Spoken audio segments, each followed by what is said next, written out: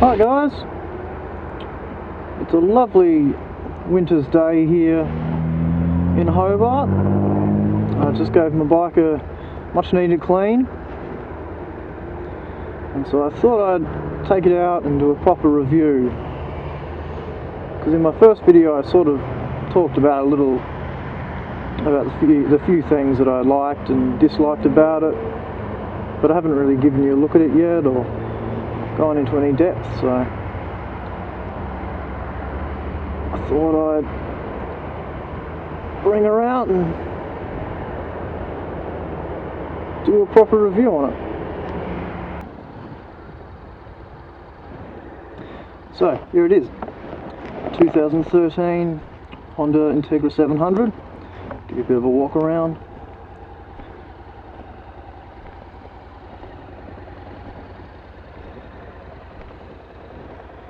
Hopefully my camera can actually see what I see. I think the best angle is probably from here, because it sort of obscures the little cutout bit in front of the seat.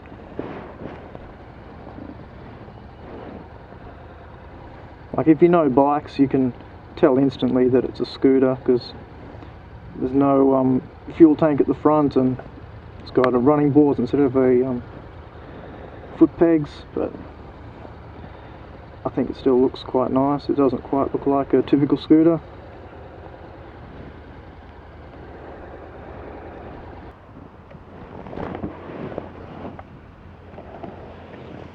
Give you a look at the under seat compartment. See, it's not very big, especially compared to most maxi scooters.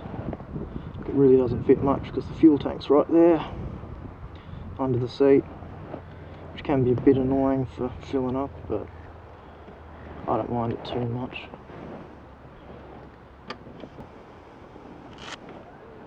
Yeah, so that's how it looks.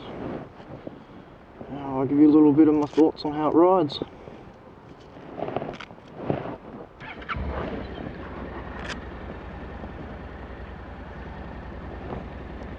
As you can probably hear, it doesn't really sound like a scooter, and that parallel twin makes it sound very much like a bike.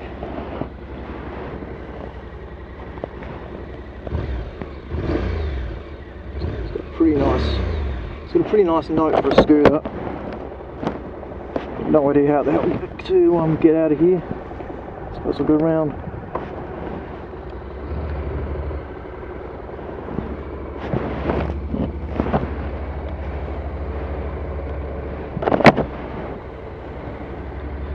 So as you might have been able to tell from my first video, I love this bike.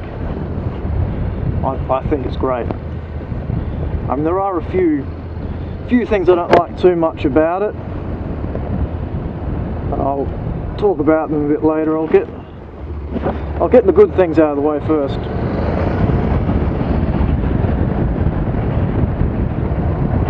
I love the power it has. I mean, for a scooter,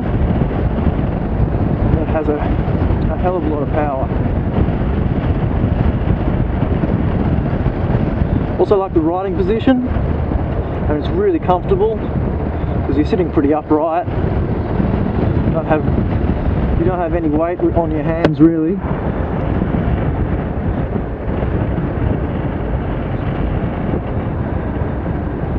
Occasionally the position of your feet can be a bit annoying. I find it a bit annoying because it doesn't really allow you to sort of grip with your legs like you can on a normal bike.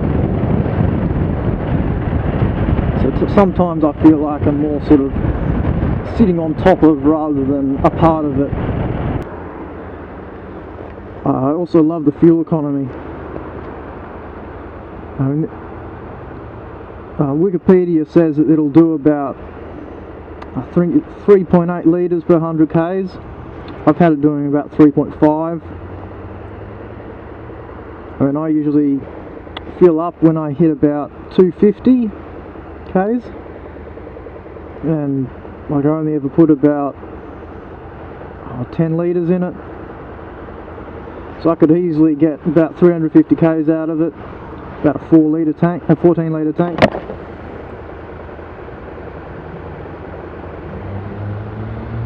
So it means it's super cheap to run.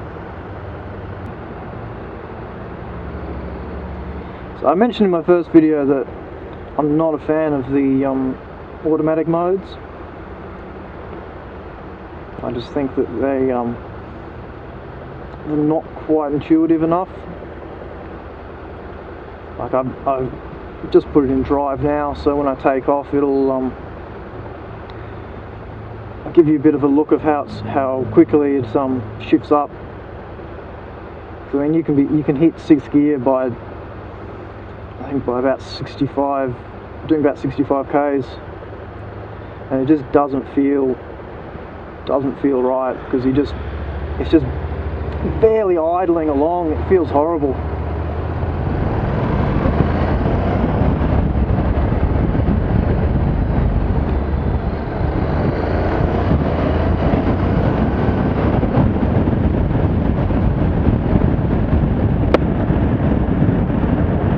Unless you give it a bit more revs.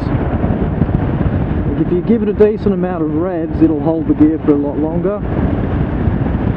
But if you're just cruising along, if you just give it a little bit, it'll just go bam, bam, bam, right up to the highest gear it can possibly do, pretty much without stalling. And it's the same when it downshifts too, and it holds the gear until like pretty much the last second, until it can't be held any longer, which means you get no engine braking out of it. Stay there, mate.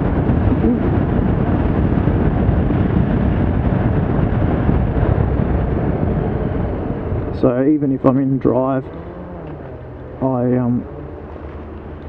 I usually use the downshift, because it allows you to upshift and downshift when you're in the automatic modes as well. Even like sometimes it won't actually let you.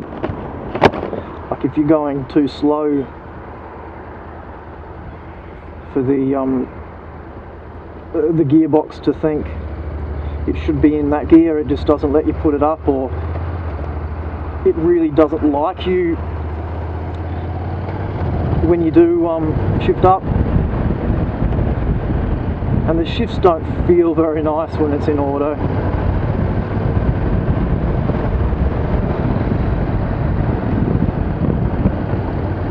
And again, sport, like I don't mind sport too much.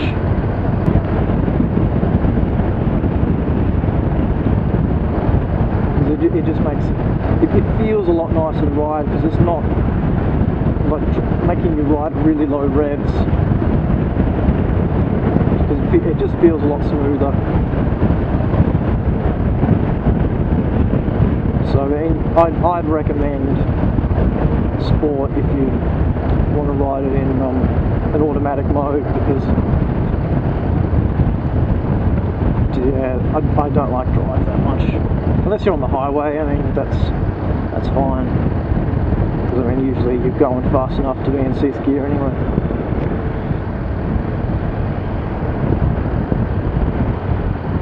So the manual mode is my preference. It just makes everything a lot smoother. I've seen a lot of reviews say that it gets a bit gimmicky, but I think it's much nicer to ride the bike in manual, because you can control the shifts.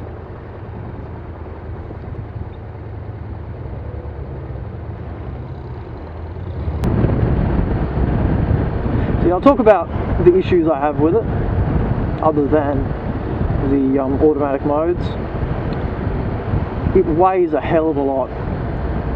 Like it weighs 240 kilos wet, which is a lot. I mean, you don't notice it when you're riding along it, because the weight is really well balanced. Like it feels light as when you're actually moving, but when you stop, or when you're like trying to pick it up, if it does fall, it if you grab a bit too much front brake at low speed and drop it that way, like it's really hard to keep it up, and then to pick it up if you do drop it. I'm not sure why it's so heavy compared to the motorcycle version, the NC700S or X. So I'm pretty sure it weighs a decent amount more.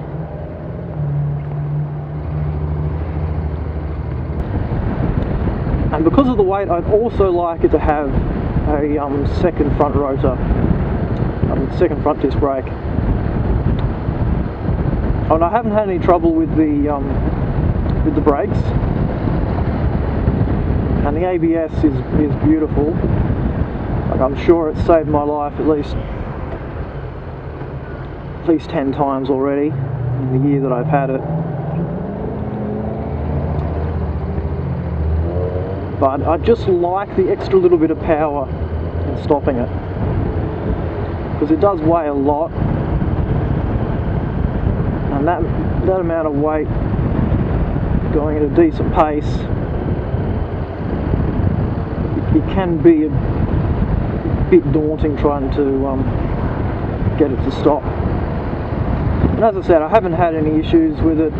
The ABS seems to be sort of compensating for the fact that it's only one brake,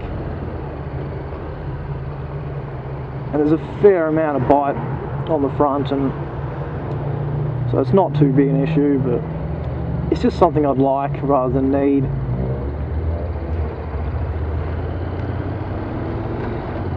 Another issue, it also doesn't have a big storage compartment.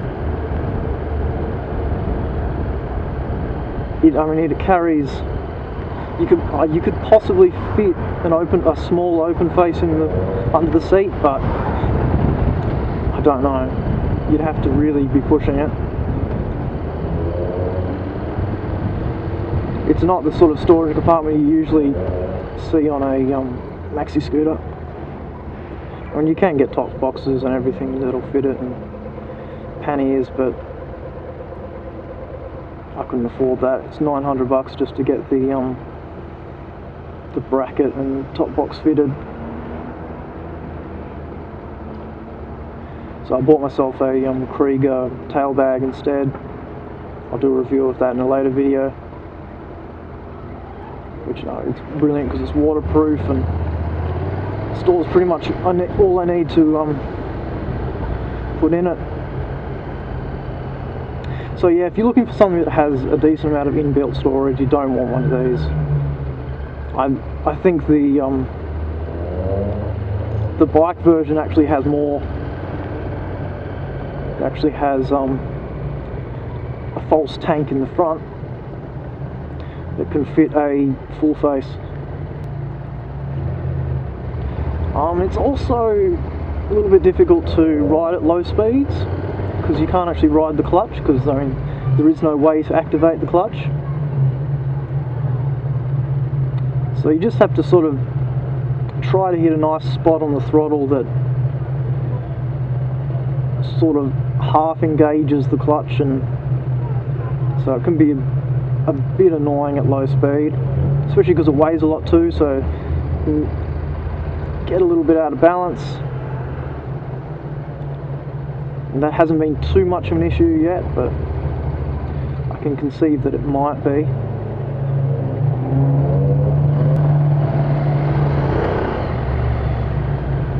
I've had no issues mechanically with it. I'm pretty sure it's well overdue for a service. I had it serviced at about 4,000 Ks, and I've done just over 15,000 now, but maybe 15 and a half. So I probably should be getting it back into the shop and having it looked at, but the fuel gauge is a little bit temperamental. Like, it seems to show completely full until you do about maybe 100 Ks, depending on how hard you ride it and stuff, but when you hit about 100 Ks it suddenly tells you that it's not full anymore, and then You do about 50 more and it says it's almost empty, but you can still get probably now another 100 k's out of it, 100, 200 k's even. So it's not a great judge of how much fuel you've actually got. That's why I use the trip meter, because I know that if I've done close to 300, 250, 300, then I probably should fill it up. That way I don't run the risk of running it dry. I think the build quality of it is really nice. There's a lot of plastic on it, which I'm not a huge fan of, especially if it's a shiny plastic. It scratches so easily. It doesn't feel flimsy though. I mean, it's a Honda. They're known for being reliable and good quality, so you can really come to expect that sort of thing from them.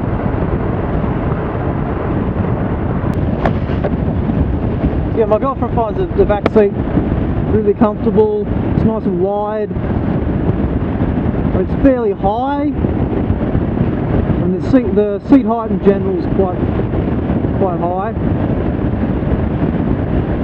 And also, because it's got the fairings in front, if you're pushing about 6 foot, I'd say you might be a bit too big for it. I think I'm about 5'10", and my knees don't touch the fairings, but my legs are a little bit longer. They probably would.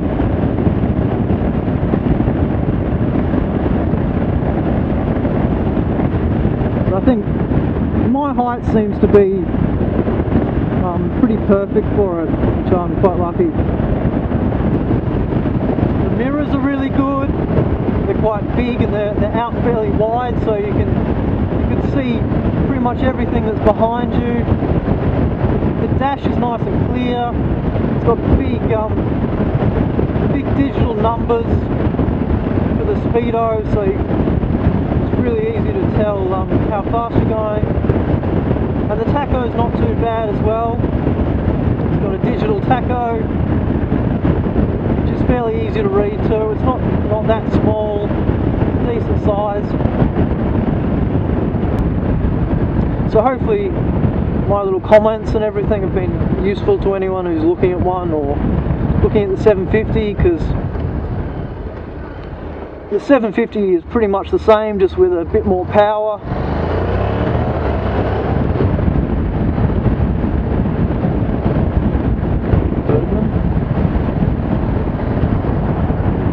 And unlike what I said in my first video, it weighs about the same as this. So that, yeah, the extra power would be quite nice. Not that this is underpowered. I think this is pretty good. I mean, it's got a decent amount of pull to it.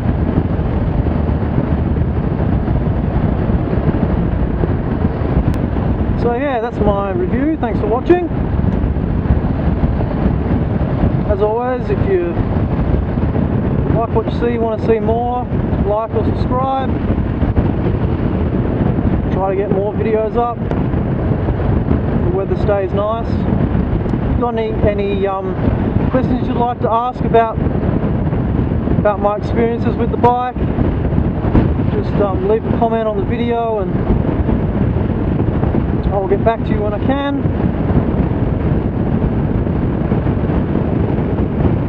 Safe riding. I'll see you next time.